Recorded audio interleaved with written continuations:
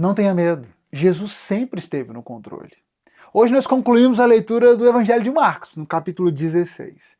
E enquanto eu fazia minha leitura, uma das coisas que me chamou a atenção foi notar a dificuldade dos discípulos de conciliarem aquilo que eles ouviram de Jesus que iria acontecer com aquilo que eles viram acontecer.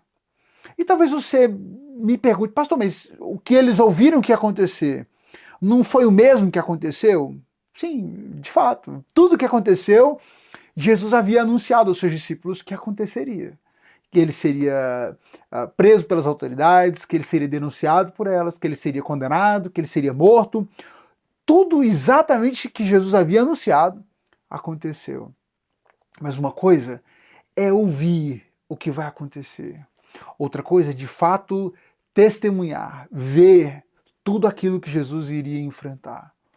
E a verdade é que os discípulos tiveram muita dificuldade de conciliar as cenas terríveis, o pavor, a barbárie que eles contemplaram, tudo que eles assistiram Jesus enfrentar, o fato de terem visto o corpo de Jesus ali morto, sem vida, com o que Jesus disse que iria acontecer. Uma coisa foi ouvir dele, enquanto eles estavam ali, andando, ouvindo ensino, sentados ao redor da mesa, compartilhando do pão, do cálice. Ouvir Jesus falar que seria morto, que ressuscitaria, era uma coisa, mas depois de fato de ver e passar por tudo aquilo, aí as coisas ficam muito mais difíceis de serem conciliadas. Como ver tudo aquilo e não ter a sensação de que as coisas saíram do controle? Como contemplar Jesus pregado na cruz? Como vê-lo sendo humilhado, sendo cuspido, sendo ferido, sendo açoitado? Como ver aquele soldado enfiando no seu lado aquela lança para confirmar que ele estivesse morto? Como carregar o seu corpo, colocar numa sepultura e não ter a sensação de que as coisas saíram do controle, perdemos. Infelizmente, tudo deu errado. Os discípulos tiveram muita dificuldade de conciliar essas coisas, de entender que Jesus nunca perdeu o controle. Não, Jesus não foi preso porque naquele momento ele foi pego de surpresa, porque eles vieram à noite, porque eles eram muitos, porque eram muitos soldados e os discípulos estavam em minoria. Não, Jesus nunca foi preso porque ele teve o seu poder, porque os seus inimigos tinham um poder maior. Ele não foi controlado, ele se entregou. Ele não foi crucificado porque ele não articulou bem com as lideranças. Ele foi crucificado porque ele se entregou por amor a mim, por amor a você. E ele havia anunciado isso aos seus discípulos.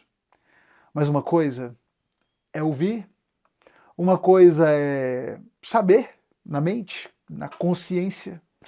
Outra coisa é conciliar com aquilo que nós sabemos lá no fundo, com aquilo que nós estamos vendo, com aquilo que nós estamos sentindo.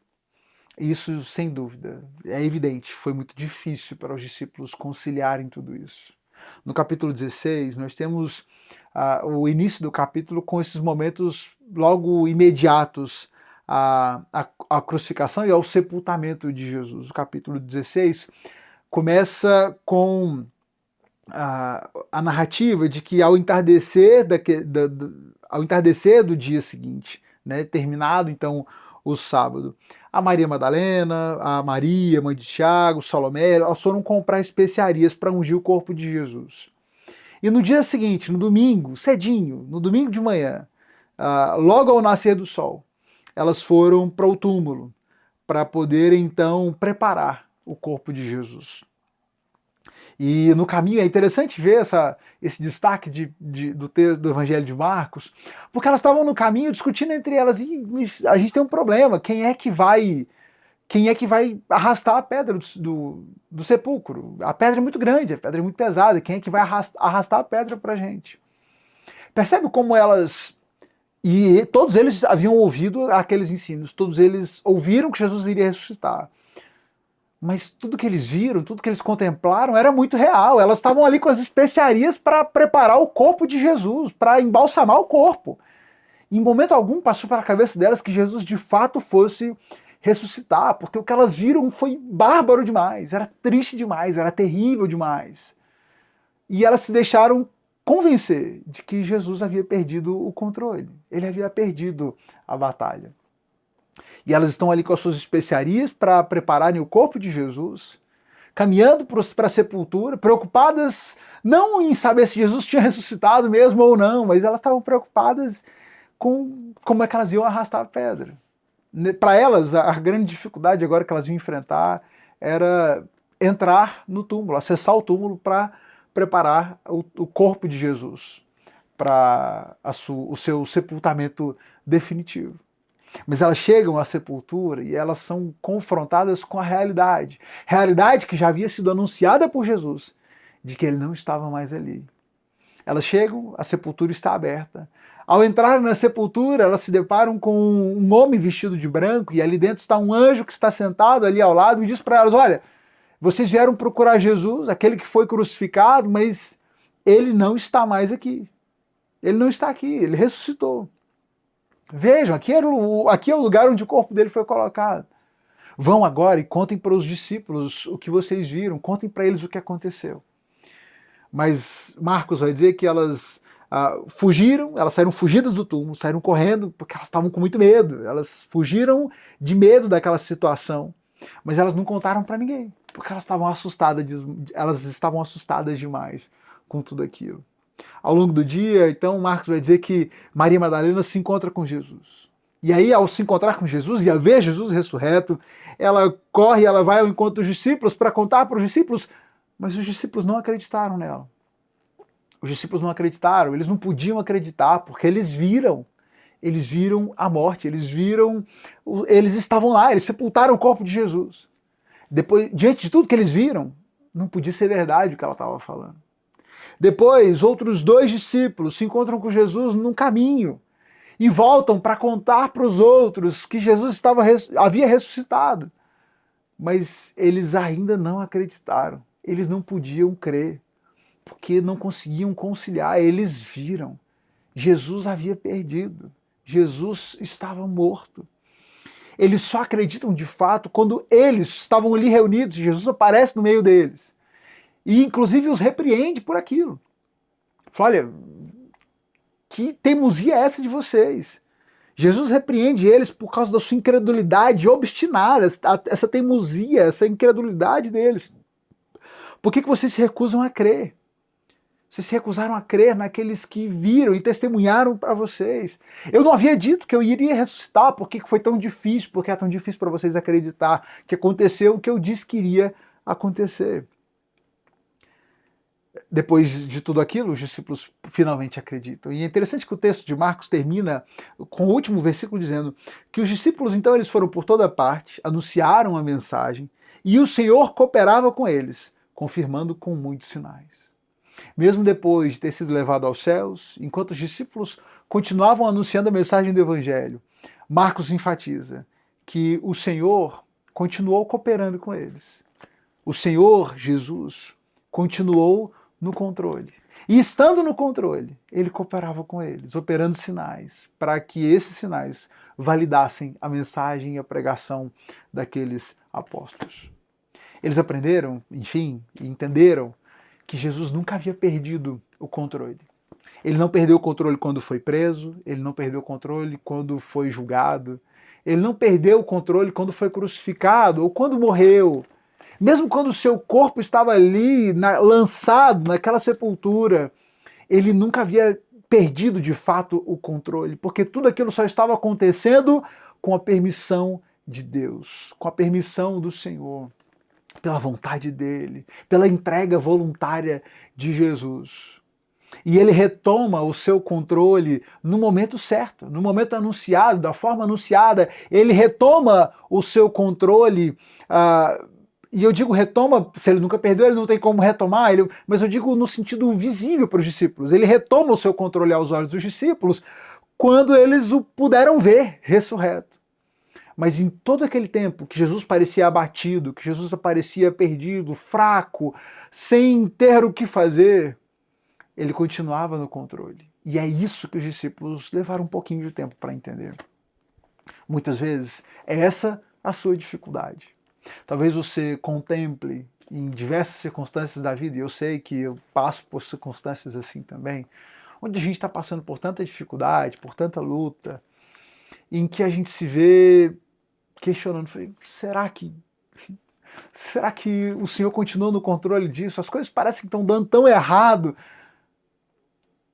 Talvez eu tenha de fato perdido aqui. Talvez as coisas tenham saído do controle. De fato eu esteja derrotado e o Senhor não tenha mais o que fazer.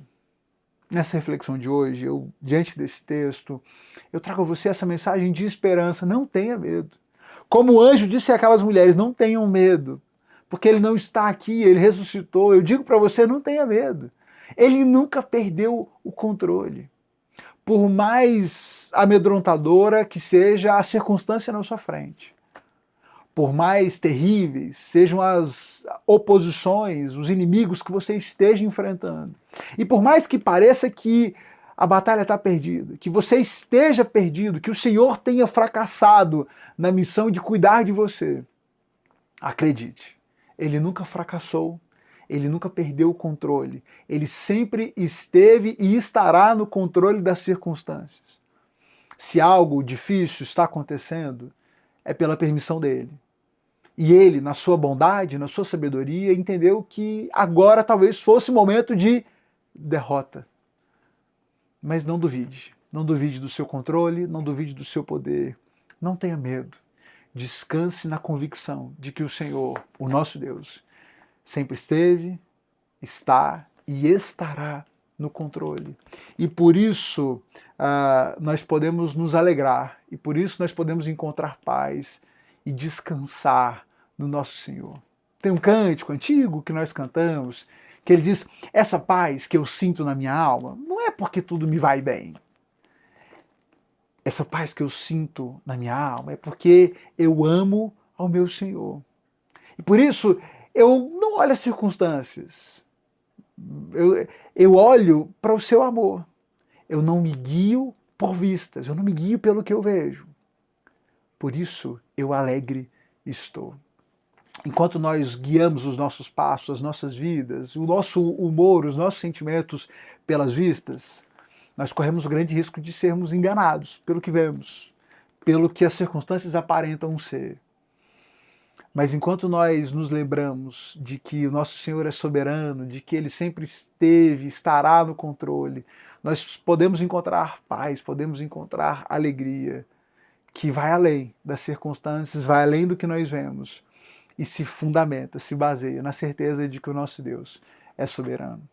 Que essa reflexão traga esperança ao seu coração, alimente a sua alma de alegria, de esperança, de paz no Senhor, e que você possa, nessa convicção, enfrentar os dias difíceis que você tem vivido e que viverá, ainda viverá muitos deles ao longo da sua vida. Sempre se lembrando que o nosso Senhor está no controle, sempre esteve. Até quando esteve morto, Ele esteve no controle. E que isso nos inspire a depender e a confiar nele e somente nele. Que Deus abençoe você, sua vida, sua família. Compartilhe esse vídeo, essa reflexão com alguém que possa ser abençoado por ela. Clica na setinha, manda para um amigo, manda para um familiar. E amanhã a gente segue na nossa jornada de leitura do Novo Testamento. Concluímos o primeiro livro, começamos pelo Evangelho de Marcos. Agora nós vamos saltar um pouquinho, nós vamos dividir os evangelhos ao longo do ano. Agora nós vamos saltar e vamos para o livro de Atos. Vamos para o livro de Atos, para ver os acontecimentos que se dão na sequência dessa ressurreição de Jesus. Então, amanhã, capítulo 1 do livro de Atos. A propósito, o cronograma, toda semana, na segunda-feira, eu solto o cronograma de leitura aqui no meu perfil. Então, se você for lá, você vai ver o cronograma do restante da leitura dessa semana. Vamos saltar, então, para o livro de Atos. Amanhã a gente começa com o capítulo 1, e aí, seguindo a mesma lógica. Um capítulo por dia. Vamos até o final do ano ler e meditar sobre todo o Novo Testamento nessa jornada. Deus te abençoe. Volta amanhã.